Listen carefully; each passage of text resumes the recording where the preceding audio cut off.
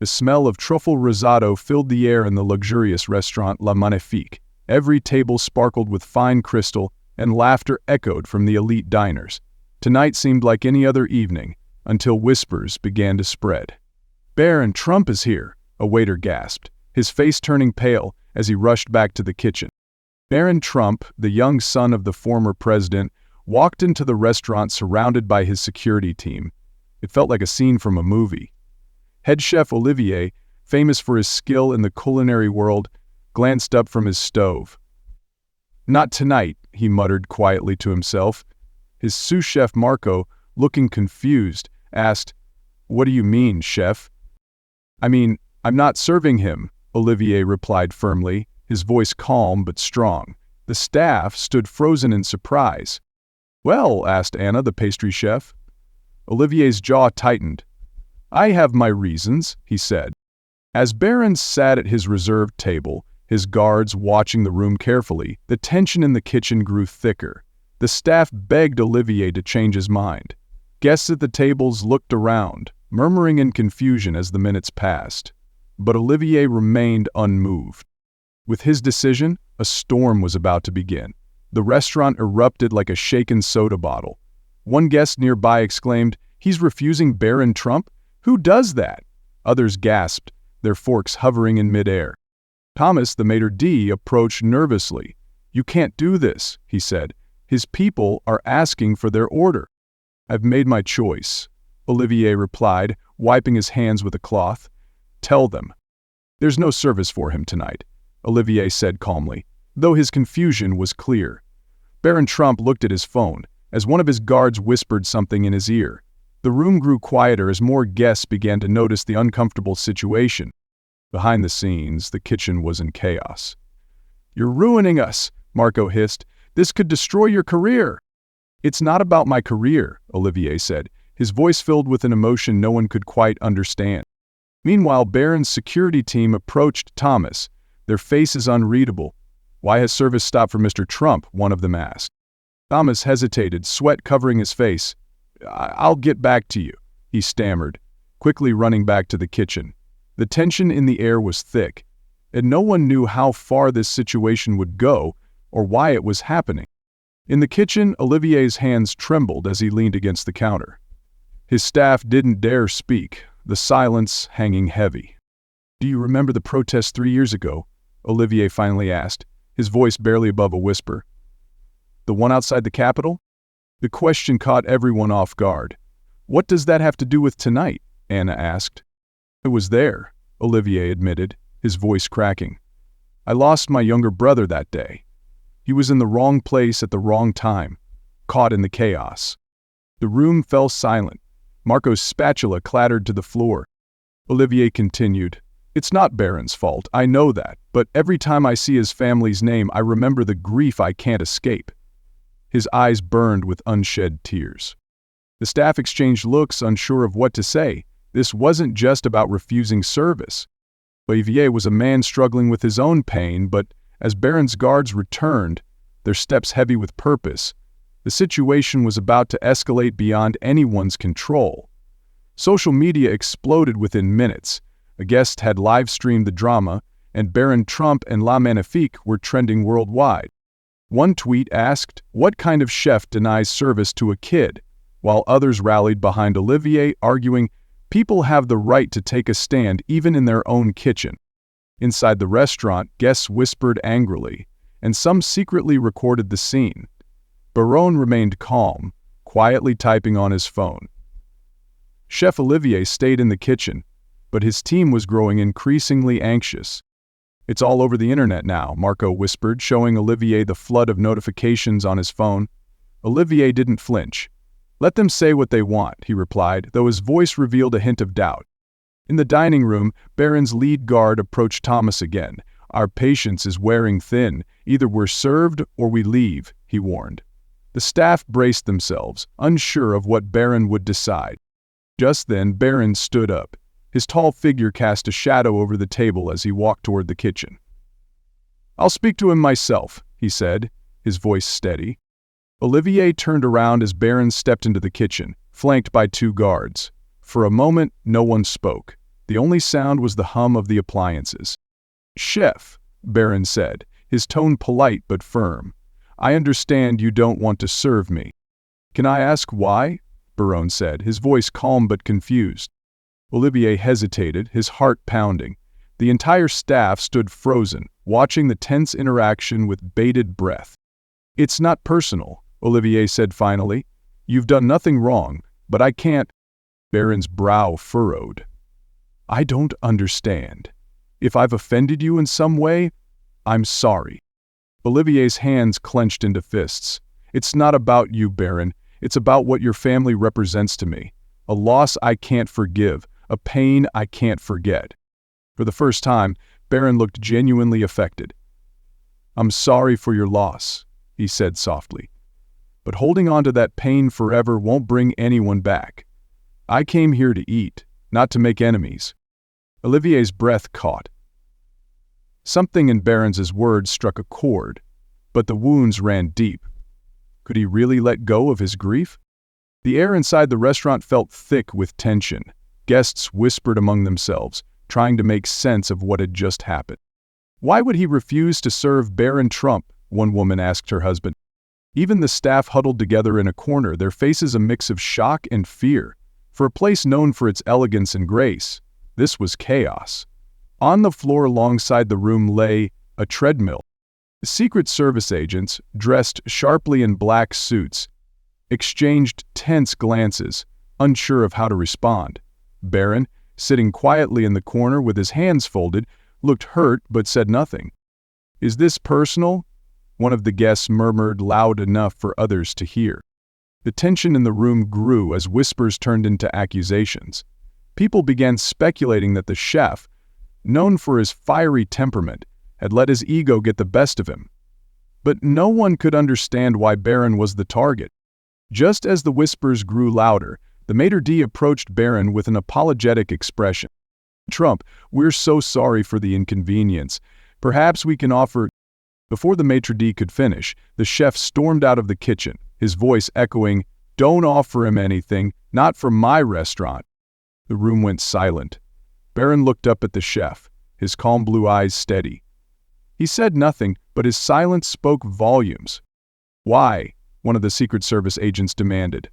"Why won't you serve him?" The chef, whose name tag read Chef Antonio, tightened his apron, his face stern and almost angry. "I don't owe you an explanation," he replied coldly. Barron's guard stepped forward, but the young Trump held up a hand.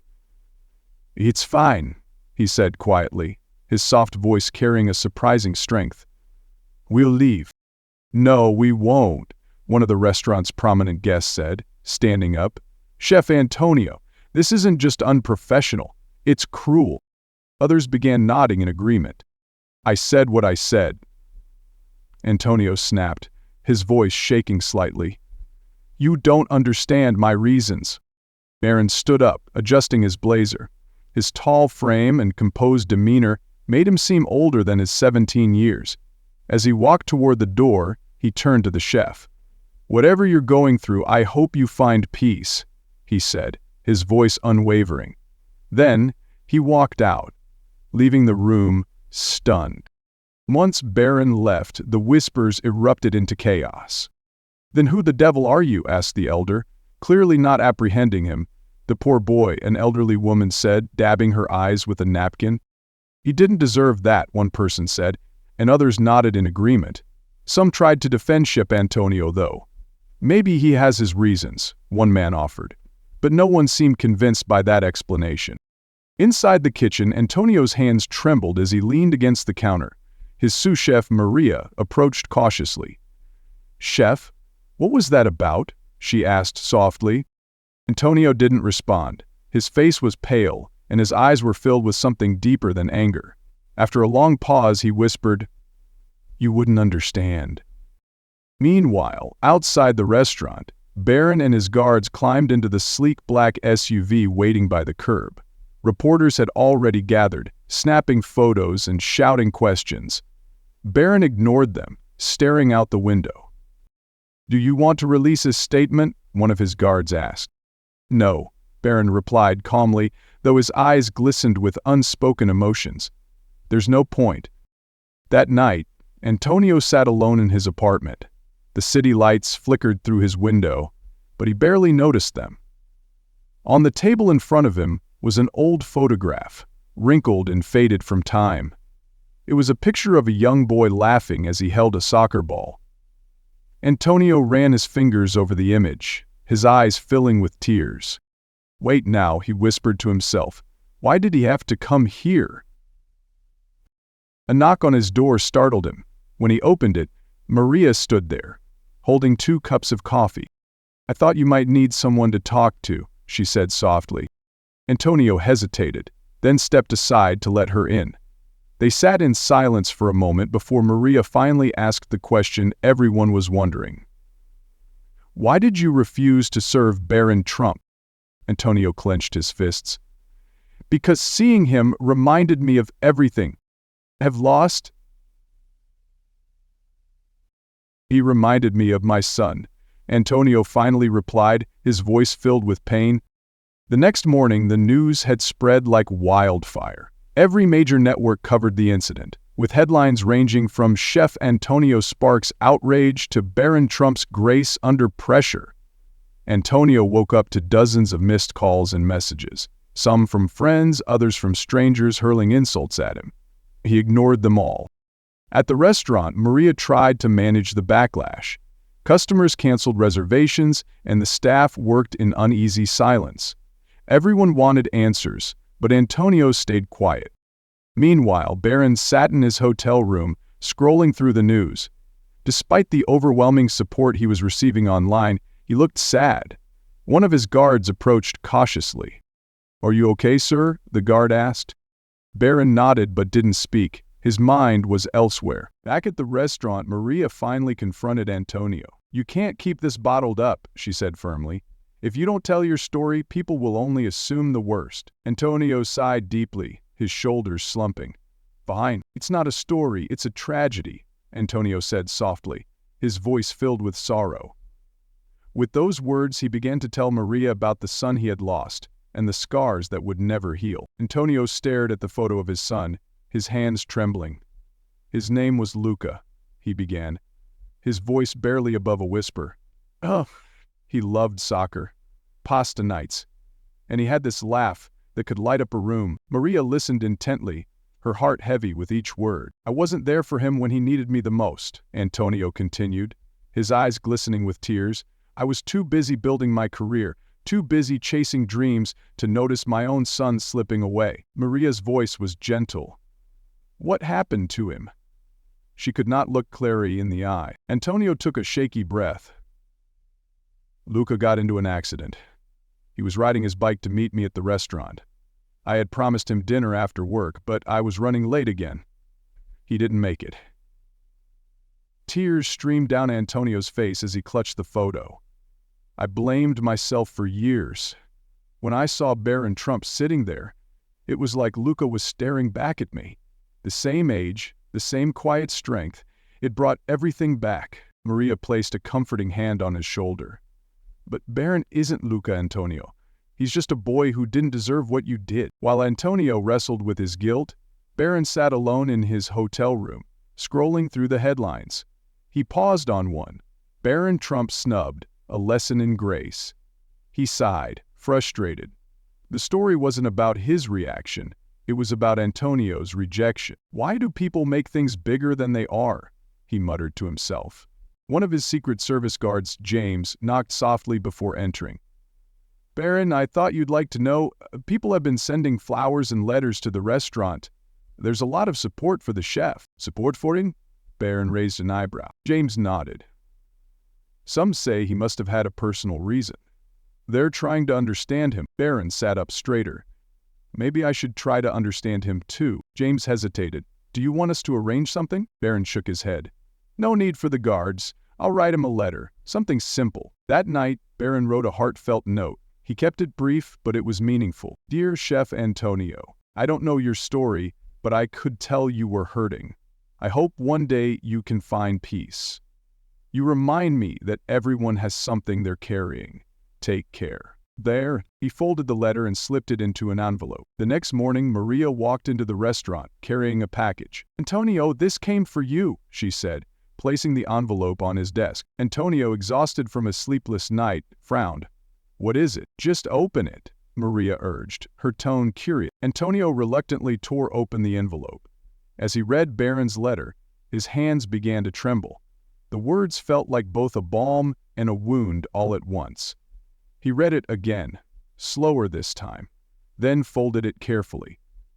Slipping it into the pocket of his jacket, he walked out to the gallery window. "Are you okay?" Maria asked. Antonio nodded, but tears welled in his eyes. "He didn't have to do this," he whispered. "He should hate me, but instead," Maria smiled softly. "It's a reminder that forgiveness can be more powerful than anger." Antonio's voice cracked. "He's just a kid," he said. "Maria, I let my grief turn him into a target." For the first time in years, Antonio felt the weight of his guilt begin to lift. He knew he couldn't hide any longer. The restaurant was half empty, and the staff was on edge. Taking a deep breath, Antonio stepped into the dining room. "Can I have everyone's attention, please?" he called out. The chatter stopped, and all eyes turned to him. His hands trembled, but his voice was clear. "I want to address what happened yesterday with Barron Trump," Antonio said. "My actions were wrong, and there's no excuse for them." A few gasps echoed through the room. Antonio's voice broke as he continued. "I let my pain cloud my judgment. Barron didn't deserve my anger. I was selfish, and I hurt someone who showed nothing but grace." The staff exchanged glances, and some guests nodded in understanding. Antonio lowered his head. "I can't undo what I did, but I can promise to do better. I'm truly sorry." The room was silent for a moment before soft applause began. Maria, standing nearby, gave him a proud nod. As Antonio returned to the kitchen, he felt something he hadn't in years, a sense of hope. 2 days later, Antonio was prepping ingredients when Maria burst into the kitchen, breathless. "You're not going to believe this," she said, wide-eyed. Antonio turned, confused. "What's going on?" Maria grinned. "Barron Trump is here and he wants to talk to you." Antonio's heart dropped. "No, I can't." But before he could finish, Barron stepped into the kitchen, flanked by his guards. He smiled politely, his presence calm yet commanding. "Chef Antonio." Barron extended his hand. Antonio froze, staring at the young man he had wronged. Slowly, he reached out and shook Barron's hand. "You didn't have to come here," Antonio stammered. Barron shrugged. "I wanted to. I read your apology. It takes courage to admit when you're wrong." Antonio's eyes filled with tears. "I'm so sorry for how I treated you. You remind me of my son." Barron interrupted gently. "We all carry something. I just wanted to let you know, I forgive you." Antonio broke down, the weight of years of guilt pouring out. Barron patted his shoulder. "Huh, take care of yourself, chef." As Barron walked out, the entire staff watched in awe. His visit to the restaurant became the talk of the town. News outlets and social media exploded with headlines like, "Barron Trump forgives Chef Antonio in emotional meeting." Antonio, overwhelmed by the attention, stayed in the kitchen, avoiding interviews. However, the story of Barron's kindness resonated deeply with people around the world. It wasn't about his fame, it was about his heart. At the restaurant, flowers, letters, and messages of support poured in. Some were for Barron, others for Antonio. One note stood out to Antonio, left by a customer. "Forgiveness can heal even the deepest wounds. Thank you for showing us that it's never too late to change." Antonio held the note in his hands, feeling a sense of peace he hadn't known for years. Antonio's eyes were wet, and it felt as if Luca's spirit was speaking to him through these strangers. But he knew his journey wasn't over. He couldn't just move on. He had to do something meaningful, not just for himself, but to honor his son's memory. That night, as Antonio sat in his quiet apartment, he made a decision that would change his life and his restaurant forever. The next morning, Antonio gathered his staff. The air in the room was tense, with everyone waiting for him to speak. "I've made a decision," Antonio said, his voice steady but emotional. "This restaurant has always been about exclusivity, luxury, and fame. But I want to change that." The staff exchanged surprised glances. "What do you mean?" Maria asked. Antonio took a deep breath. "From now on, this restaurant will be a place where people from all walks of life can come together, I want to start hosting community nights, dinners for underprivileged kids, families struggling to make ends meet." The room fell silent. Then Maria clapped, and soon the entire staff joined in. "That's a beautiful idea," Maria said, smiling through her tears. Antonio nodded. "It's what Luca would have wanted, and it's my way of giving back, of making things right." Says, "Expressing pride doesn't hurt." Word of Antonio's plan spread quickly. Barron, hearing about it, sent another letter. "Chef Antonio, your decision is inspiring. Luca would be proud. If there's ever a way I can help, let me know." Barron. Antonio framed the letter and hung it in the restaurant. It became a symbol of hope, forgiveness, and the power of change. The day of the first community dinner arrived. The once exclusive restaurant had been transformed. Long tables replaced the private booths, and the staff buzzed with energy. Families and children from local shelters and community centers arrived, their eyes wide with wonder. Antonio stood at the entrance, personally greeting each guest. He felt nervous, but excited. Maria handed him an apron, teasing, "Let's see if you still remember how to cook for more than 10 people. The kitchen came alive with laughter. Antonio, on purpose, prepared simple yet delicious meals, pouring his heart into every dish. The smell of freshly baked bread and simmering sauces filled the air.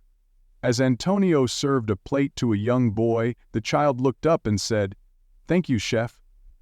His small voice reminded Antonio of Luca, and for the first time in years, the memory didn't hurt. It felt warm. The night ended with a round of applause from the guests. Antonio stood, his voice trembling as he said, "Thank you for giving me the chance to do something meaningful. This is only the beginning." And it truly was. Months later, Antonio received a call that left him stunned. "Barron Trump would like to visit your restaurant for the next community dinner," the voice on the other end said. "They said it's H&E." When the night arrived, Barron walked into the restaurant, surrounded by his guards. But this time, there was no tension, only smiles and excitement. Antonio greeted him warmly. "Barron, thank you for coming. It means more than you know." Barron smiled. "I wanted to see how everything turned out, and I thought it'd be nice to help out tonight." "If that's okay," Barron said. Antonio blinked, surprised. "Help? You mean in the kitchen?" Barron nodded. "Why not?" That evening, Barron rolled up his sleeves and joined Antonio in the kitchen. They cooked side by side, sharing stories and even laughter. The staff watched in awe, touched by the genuine bond forming between the two. When dinner was served, Barron sat with the guests, chatting with the children and treating everyone like equals. By the end of the night, the room was filled with joy. Antonio knew this was Luca's spirit at work. Months turned into years, and Antonio's restaurant became a beacon of hope in the city. People traveled from all over, not for its exclusivity, but for its heart. Antonio renamed the restaurant Luca's Table in honor of his son. Every week, community dinners were held, and the walls were filled with photos of smiling guests. Barron remained a frequent visitor. He often brought donations, ideas, and even cooked meals. Over time, Antonio and Barron became close friends. One evening after a particularly lively community dinner, Antonio and Barron sat outside the restaurant, the stars twinkling above. Antonio looked up and said, "You've changed my life." Barron smiled, shaking his head. "No, chef. You changed mine. You taught me that even in pain, there's room for kindness." As the years passed, Luca's Table became more than just a restaurant. It became a legacy of forgiveness, love, and second chances.